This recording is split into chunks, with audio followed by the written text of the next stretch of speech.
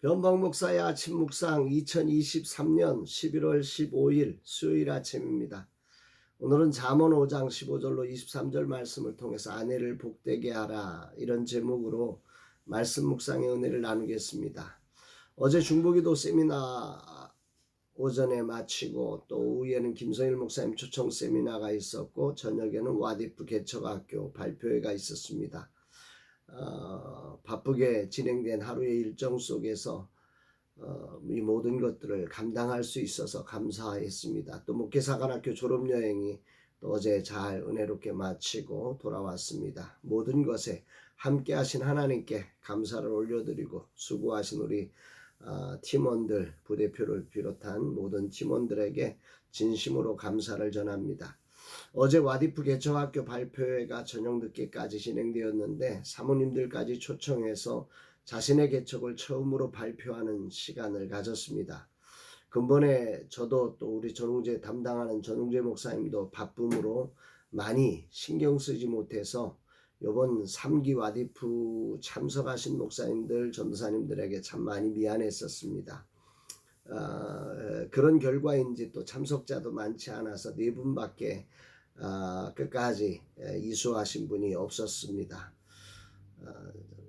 그런데 기대하지 못했는데 그 발표를 통해서 저는 4분의 그 발표를 들으면서 모두에게 만점을 주어야 했습니다. 정말 소중한 분들이 참석을 해서 이 장로교 통합측 목사님도 참석하시고 성결교 목사님, 감리교 목사님 등 다양한 교단에서 개척을 위해 달려와 발표하는데 얼마나 감동이 되던지 참 저에게는 큰 은혜의 시간이었습니다. 그중 1등으로 개척 자금을 지원받게 된 분은 딱 저의 스타일의 야성을 가진 분이 되어서 참 감사했습니다. 요즘 시대의 트렌드가 아닌데 모두를 따뜻하게 만들며 저게 교회지 하는 마음을 아주 강렬하게 주시면서 발표를 마쳤습니다. 또 한 분은 다음 세대를 향해 뜨거운 가슴으로 사랑하는 마음이 뚝뚝 떨어지는 모습에 감동도 감동이 되었습니다. 이렇게 4분의 발표가 이어지며 와디프 개척학교 3기가 마쳐지면서 이 사역을 하길 정말 잘했구나 하는 생각이 들었습니다. 금년에는 강사님을 모실 수 있을까? 개척 지원금을 드릴 수 있을까? 재정적 어려움으로 당연히 해야 할 것임에도 두려움이 많았지만 오직 주님 한 분을 신뢰하고 아무것도 없이 진행했는데 참 신기한 것은 어떤 분의 실수까지도 동원해서 재정을 공급하셔서 무사히 개척 지원금을 지불할 수 있도록 배려하시는 하나님의 손길을 경험했습니다. 역시 라마나요 선교의 대표는 주님이십니다. 이렇게 감동으로 잠을 이룰 수 없는 밤을 보내고 일어나니 마음과 달리 내 몸은 부셔지고 있습니다. 그래도 오늘은 목회사관학교를 준비하고 설교와 강의를 준비하는 날입니다. 주님 힘을 주옵소서. 이날 주님 무엇을 말씀하실까? 본문은 아내를 내 우물 내 샘물이라고 말하면서 그 물은 내게만 있게 하고 그것을 복되게 하라 이렇게 말씀하십니다. 15절로 18절 말씀을 보면 너는 내 우물에서 물을 마시며 내 샘에서 흐르는 물을 마시라. 그 물이 내게만 있게 하고 타인과 더불어 그것을 나누지 말라. 내 샘으로 복되게 하라. 내가 젊어서 취한 아내를 즐거워하라. 솔로몬은 많은 아내를 두었던 대표적인 군왕 아닙니까? 이런 솔로몬의 이야기라서 이 이야기가 오늘 매우 저한테는 흥미롭게 들려집니다. 사람은 실수를 넘어섰을 때 실수를 안 한 사람보다 실수를 하고 그것을 넘어선 사람은 아주 분명하게 그것이 아님을 알기 때문에 강력한 소리를 외칠 수 있습니다. 아버지 솔로몬은 아마도 그런 자신의 실수로 인한 아픔을 가슴에 간직하며 이 소리를 강력하게 외치고 있다 이런 생각이 들려집니다. 그의 외침은 자신의 우물과 샘에서 나오는 물을 마시라고 당부하면서 절대로 집 밖으로 거리로 흘러가지 말게 해야 된다 이렇게 말하는데 여기서 우물과 샘은 바로 아내를 지칭하는 은유이지요. 따라서 아버지 솔로몬의 당부는 아들이 배우자와의 육체적 결합으로 오는 기쁨과 즐거움을 누리는 삶을 충실하게 살아야 한다는 것입니다. 왜냐하면 배우자를 허락하신 분이 다름 아닌 하나님이시기 때문입니다. 21절에 이렇게 말씀합니다. 대저 사람의 길은 여호와의 눈앞에 있나니 그가 그 사람의 모든 길을 평탄하게 하시느니라. 특히 오늘 아침 울림을 주는 단어는 복되게 하라, 즐거워하라는 구절입니다. 여기서 말하는 복되게 하라는 뜻은 아내로 자녀를 낳게 해서 아름다운 가정의 행복을 누리게 하라는 뜻일 것이고, 또 젊어서 취한 아내를 평생 즐거워하며 그 안에서 하나님이 허락한 즐거움을 누리도록 하라는 것입니다. 오늘 이 말씀을 대하며 첫 번째로 느꼈던 것은 나는 잘하고 있지라는 자만심이 섞인 생각이었습니다. 그러나 이 말씀을 깊이 묵상하고 다시 한번 돌아보면서 나를 보게 되면서 당황스러움을 경험했습니다. 사실 저는 일 중심적인 사람이라 아내를 복되게 하라, 즐거워하라는 단어에 저의 부끄러움을 발견하게 된 거죠.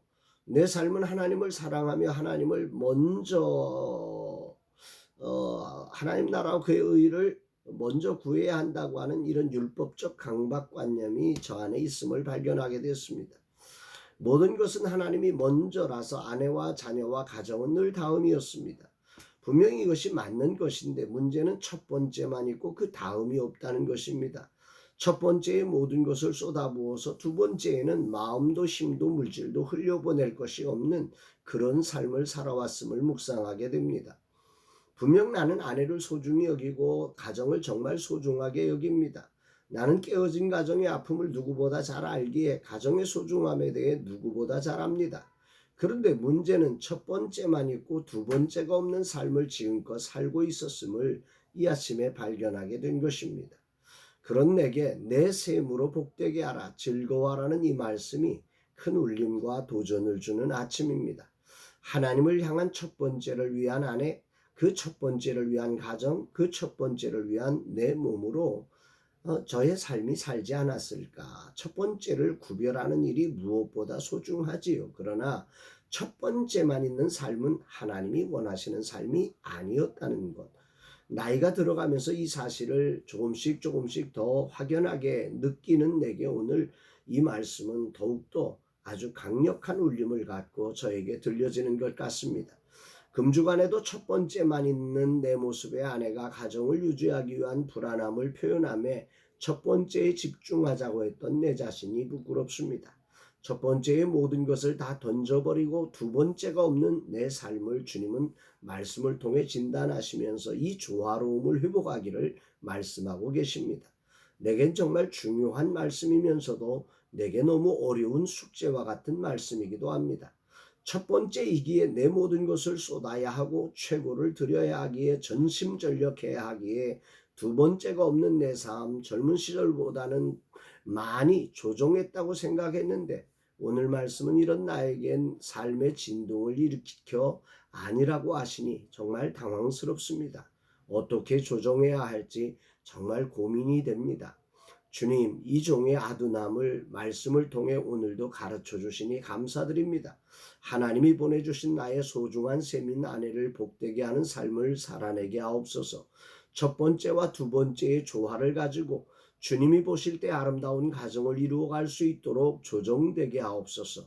주님의 선한 손에 인도하심을 구합니다. 이 종의 부족함을 잘 아시는 주님, 이 종을 인도하여 주옵소서 고백하게 됩니다. 사랑하는 여러분, 사업을 하면 사업의 첫 번째가 되어서 두 번째 가정은 두 번째인 거 인정하지만 첫 번째에 올인하느라 그 첫 번째만 있고 두 번째가 없는 사람도 있을 것입니다.